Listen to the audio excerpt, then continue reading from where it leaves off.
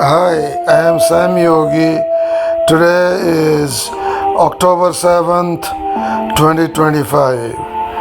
Welcome back to the Krishnamurti podcast. This is episode 73. We are discussing currently the seventh talk at Ommen, Holland.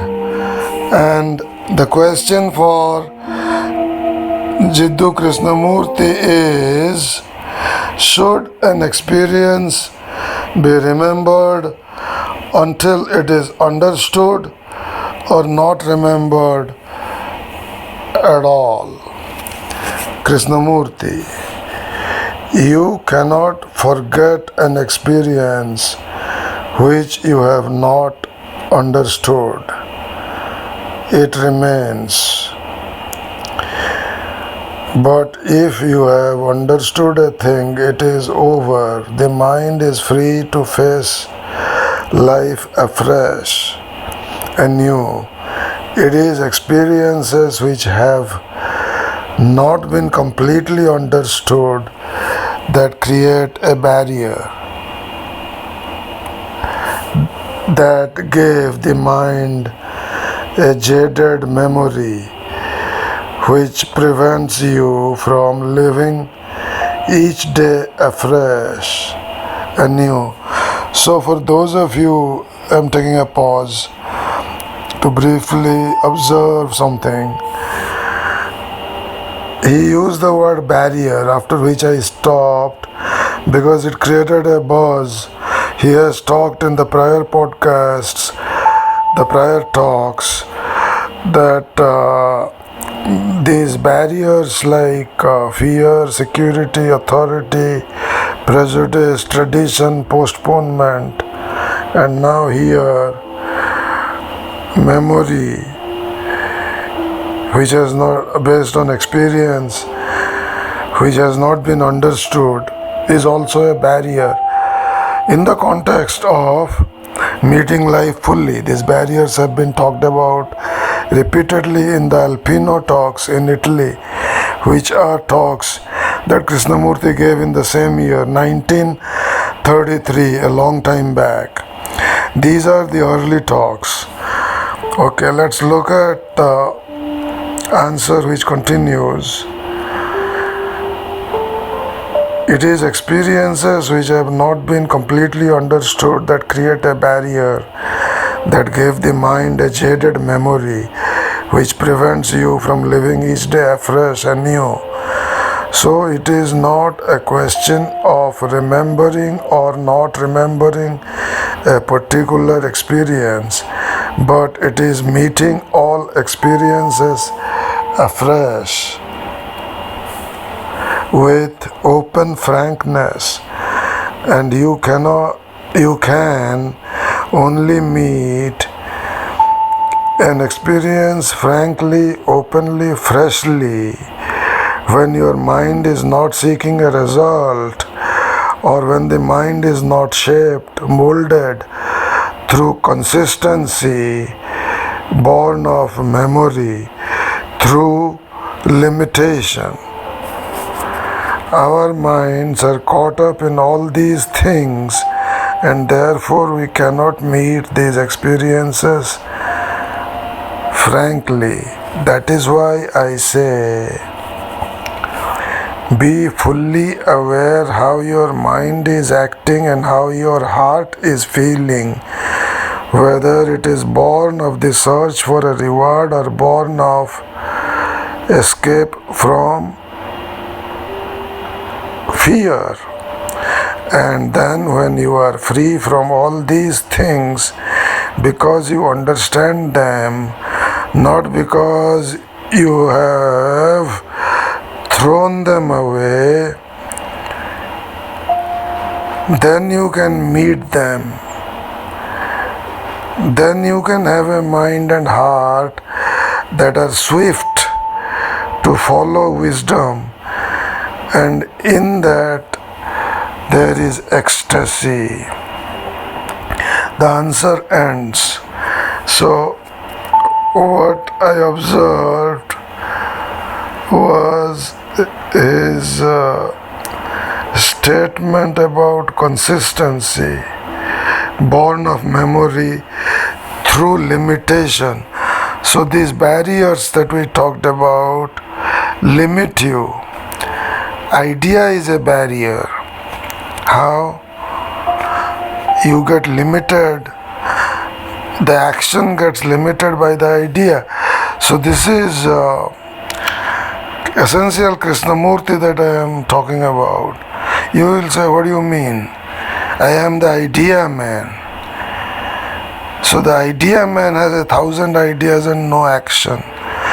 And even if he pursues a single idea with passion, that idea limits his action.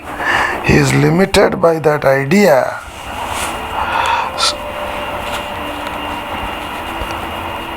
Here, Krishnamurti said, it's not a question of remembering and not remembering a particular experience, but it is meeting all experiences afresh with open frankness, and you can only meet an experience frankly, openly, freshly when your mind is not seeking a result, or when the mind is not shaped, molded through consistency born of memory, through limitation. You might have heard this. I am just making a comment. You might have heard this before. A foolish consistency is the hobgoblin of small minds.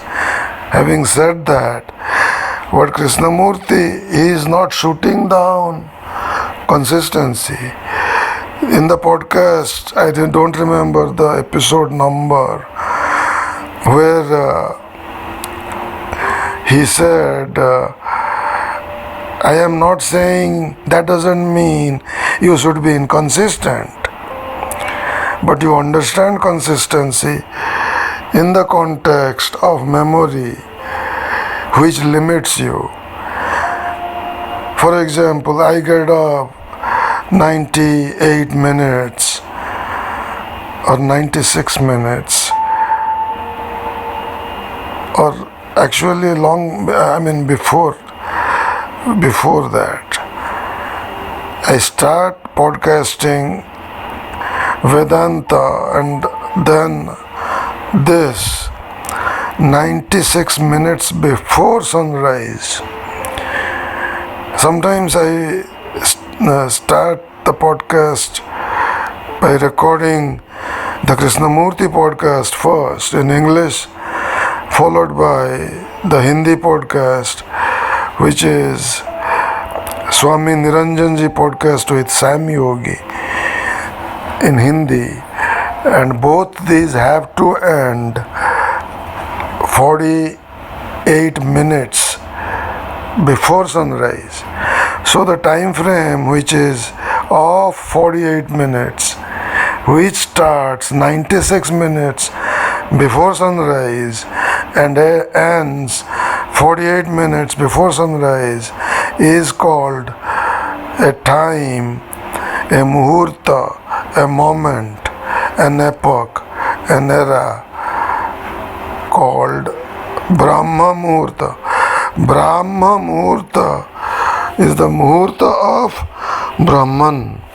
So during this time, and we are actually 20 minutes away from when this Brahma Muhurta ends, so we are right in the middle of it. So that's when in India, and those who are doing sadhana, even in USA, get up and do some yoga and meditation all their life. Now let's look at meeting life freshly and fully, as he said. As Krishnamurti said, it is a long sentence, And then when you are free from all these things, which things? Be fully aware how your mind is acting and how your heart is feeling, whether it is born of the search for a reward or born of escape from fear. And then when you are free from all these things, what? From fear, from search for a reward,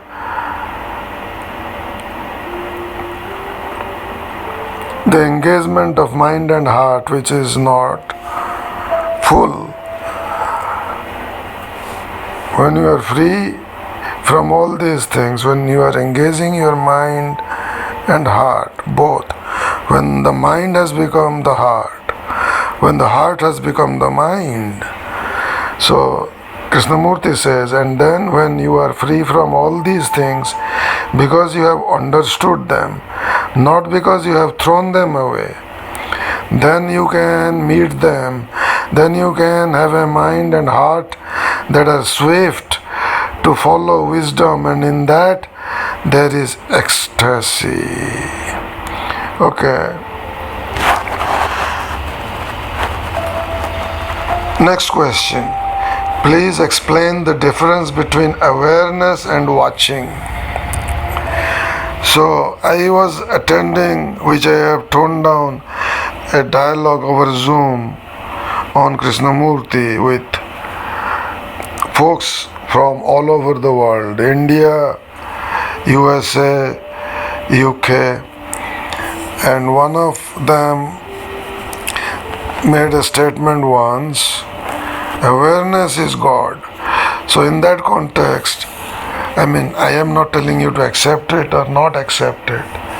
The vintage Krishnamurti position will be to question everything. And what is awareness is the question. Please explain the difference between awareness and watching. Krishnamurti says, in watchfulness, there is always the desire to gain. In awareness, there is direct perception. When do you watch? First of all, why is there a watcher? Who is the watcher? You call it a higher self who watches the lower. That is, you have established a duality, a division, a distinction in your action, because you do not approach that action fully, completely with both your mind and heart. Therefore, there is a distinction as an observer, a watcher who looks upon his act. So the watcher is continually guiding, shaping. He is never taking part in the act. He is always aloof, objective. That is not awareness, because that watchfulness creates duality. There is always a distinction. Whereas awareness is complete action in which the mind and heart are one. When you do anything naturally, with great interest, simply, spontaneously, there is no observer. There is not a thing which watches that act, such as when you love, but there is an observer when your action is born of fear, or when you have incompletely understood an experience. The I must and I must not. The mind which is always warning. Suppose you are writing something and you are afraid that will this be decent or will this be indecent? What will people say? Must I or must I not? I just took a break from what Krishnamurti is saying here because it rang a bell. But there is, let's go back to Krishnamurti and complete his answer. But there is an observer when your action is born of fear, or when you have incompletely understood an experience, the I must and I must not, the mind which is always warning. So I hope you will see the difference between awareness and watchfulness. The two have nothing to do with each other. When you have a natural, spontaneous interest, you do that thing harmoniously, wholly, without this division of the watcher, the mind, which is looking to analyze it. It is only when your mind and heart are not fully interested that there is born the watcher, the difficulty, the control, the discipline imposed by the watcher. You may call it the higher self, but it is still a duality. So the answer ends.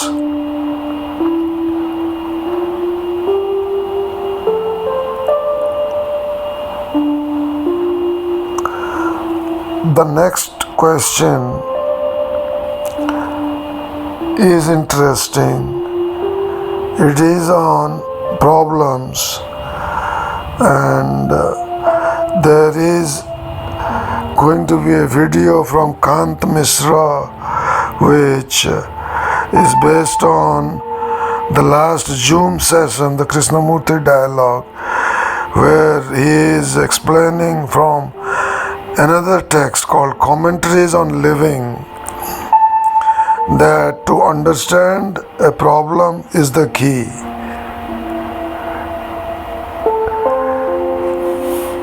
Let's see what Krishnamurti says. Question: one begins to unite, or rather, one begins to untie one knot and finds that there are a dozen others. Where shall one begin and where end? Krishnamurti: if you untie the knot of one difficulty because you have found a solution for that knot, then there will be a dozen other knots. If I unravel a difficulty, a problem in the search of a solution, then I develop other knots. Most people are seeking a way out of a difficulty. They are seeking a solution. They are not concerned in untying, but they are concerned with a solution, a way out of that difficulty. If I have a difficulty, I do not want to seek a solution for the difficulty. I know there are solutions, innumerable solutions, but I want to find out what the cause of that problem is. And when I have really understood the cause of that problem, I do not create any other knots, any other problems. If I really understand one problem completely, wholly, then there are no other problems. Please think it over and you will see. It is because we do not face one thing completely, we create many others. We go from one thing to another. Life becomes one series of problems because we have not been able to understand or to tackle one thing only. Therefore, it depends on how you untie the knot, not what solution you apply to it, but the manner with what awareness you do it. You can untie a knot observing it, analyzing it carefully, mentally, and therefore creating another set of problems. or you can, in awareness, in meeting that problem wholly with your mind and heart, with your whole being, approach that problem and then it dissolves. Therefore, everything you meet, you are able to meet wholly and are therefore free. And therefore, the thing that you meet does not leave a scar which you call a problem.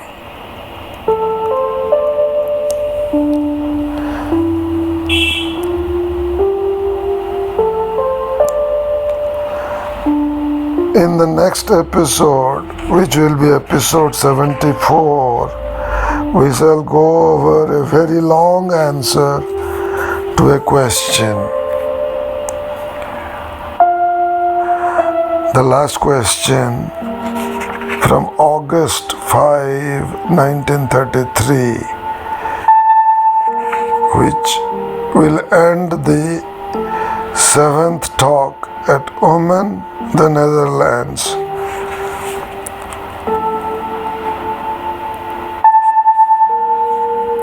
So that question I will mention. We shall discover it in the next episode. I'll repeat the question in the next episode. The question is, you spoke of a child who was told of reincarnation when asking about death. The child was weeping at the death of a playmate. What would you have done, or what would you have said to it to help it understand? We'll look at the answer in the next episode. Thank you. You have a wonderful day.